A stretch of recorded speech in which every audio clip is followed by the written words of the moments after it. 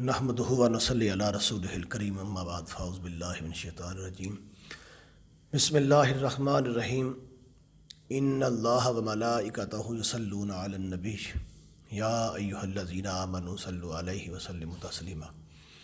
قرآن پاک کی یہ آیت کریمہ جو حضور علیہ الصلوۃ والسلام پر درود و سلام کے حوالے سے اللہ نے نازل کی،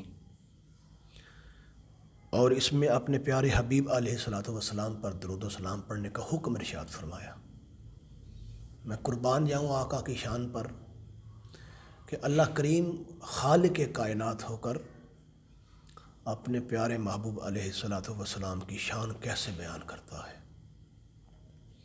یہ آیت کریمہ اتنی محبوب آیت ہے اور امت کے اندر اتنے شواہد ہیں۔ آج میں اپنا گھر کا ایک ذاتی واقعہ اس حوالے سے شیئر کروں گا کہ جو بندہ حضور تاجدار کائنات علیہ الصلوۃ والسلام پر درود و سلام پڑھتا ہے، آقا اس کو ذاتی طور پر جانتے ہیں۔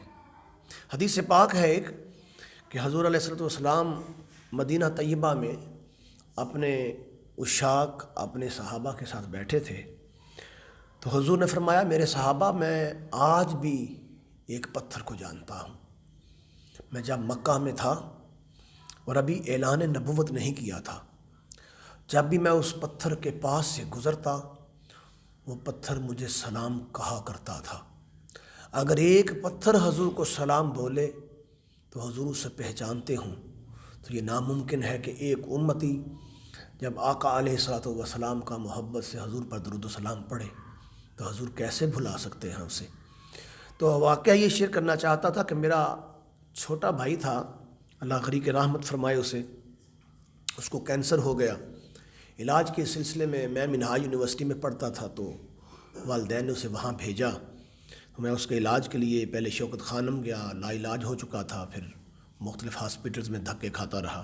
انمول کے اندر بھی اس کا علاج ہوتا رہا، جناح کے اندر بھی گیا، جنرل کے اندر بھی گیا، مختلف حکیموں کے پاس طبیبوں کے پاس بہت سے دھکے کھائے۔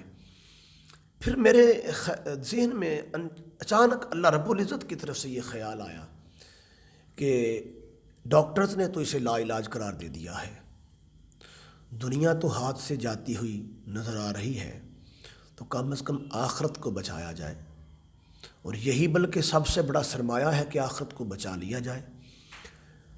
یہ خیال آتے ہی حضور شیخ الاسلام ڈاکٹر محمد طاہر القادری صاحب نے تحریک منہاج القرآن کے مرکز پہ، اس وقت یہ گوشہ درود کی جو بلڈنگ تھی یہ موجود نہیں تھی، نیچے بن رہی ہوگی کہیں، لیکن جہاں ڈاکٹر صاحب قبلہ کا آفس ہوا کرتا تھا منہاج القرآن کے مرکز میں، جو ہی داخل ہوں تو سامنے مرکزی دروازے سے اندر داخل ہوتے سامنے آفس تھا، وہاں پہ ڈاکٹر صاحب نے حلقہ درود اور گوشہ درود کا وہ سارا نظام بنایا ہوا تھا، اور وہاں پہ آج بھی یہی سسٹم ہے کہ پورے پاکستان سے لوگوں نے اپنے نام لکھوائے ہوتے ہیں۔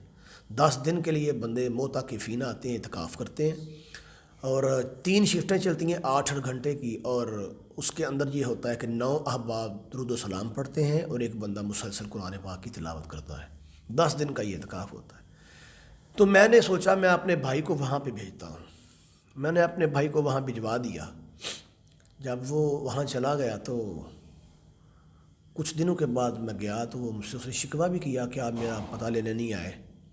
مجھے بڑی تکلیف بھی ہوئی اس کے شکوے سے کہ اس کا شکوہ بجا ہے، میری غفلت تھی۔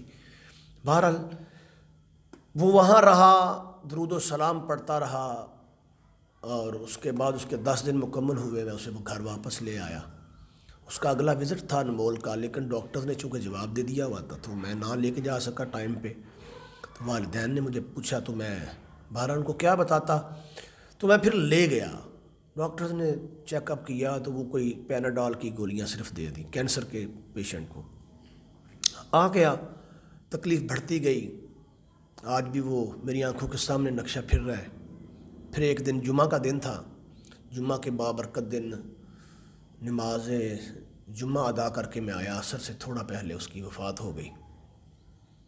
جب اس کی وفات ہو گئی تو تدفین کی، خیر اس کو دفنا دیا۔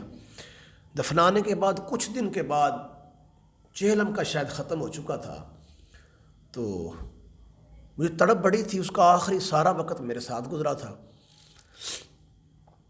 تو وہ مجھے خواب میں ملا۔ خواب میں نے اس سے پوچھا، عثمان اس کا نام تھا، محمد عثمان، تو میں نے پوچھا عثمان میرے بھائی سناؤ کیا بنا؟ یہ اللہ گواہ ہے، میرے سامنے قرآن پڑھا ہے، یہ جو میں نے خواب سنا دیکھا وہ بیان کر رہا ہوں۔ تو میں نے اس سے پوچھا کہ بھائی عثمان کیا بنا تمہارا؟ اس نے کہا اور تو کوئی عمل پلے نہیں تھا، وہ جو میں گوشہ درود میں 10 دن بیٹھا رہا ہوں اور حضور کی ذات پہ درود و سلام پڑھتا رہا ہوں، آقا نے میری لاج رکھ لی ہے اور اللہ نے میری شفاعت کر دی ہے۔ میرا غم بہت بڑا تھا، لیکن جب یہ خواب آئی تو مجھے بہت تسلی مل گئی اس حوالے سے۔ تو یہ واقعہ شیئر کرنے کا مقصد یہ ہے کہ حضور تاجدار کائنات علیہ الصلوۃ والسلام، آپ کی ذات پہ درود و سلام پڑھنا اللہ کو اتنا محبوب ہے کہ اللہ کریم دنیا اور آخرت کی ساری بھلائیاں عطا فرماتا ہے، اور اللہ اس بندے پر دنیا کے بھی نعمتوں کے دروازے کھول دیتا ہے، برکتوں کے دروازے کھول دیتا ہے، آخرت میں بخشش کے دروازے کھول دیتا ہے۔ سب سے بڑی بات یہ ہے کہ قبر میں حضور کی زیارت اور پہچان نصیب ہوتی ہے۔ اور بڑا مشہور وہ ایک شعر ٹائپ بنا ہوا ہے، درود پڑھنے سے ثواب ملتا ہے، سلام پڑھنے سے جواب ملتا ہے۔ میں سب سے گزارش کروں گا ہم اپنے گھروں کو، اپنی سیرت کو حضور کے درود و سلام سے سجائیں، اپنا معمول بنائیں کہ حضور پہ روزانہ درود و سلام پڑھا کریں۔ اللہ عمل کی توفیق